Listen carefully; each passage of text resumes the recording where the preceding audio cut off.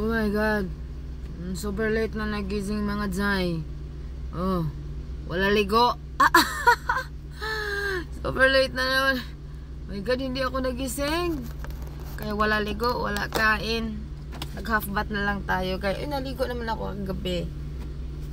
Ang init na guys, naka shirts na ako ngayon oh. My goodness.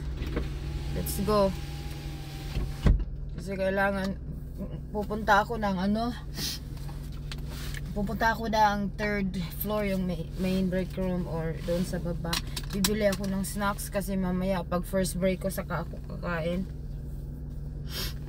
Oh my goodness. Magko-coffee lang tayo.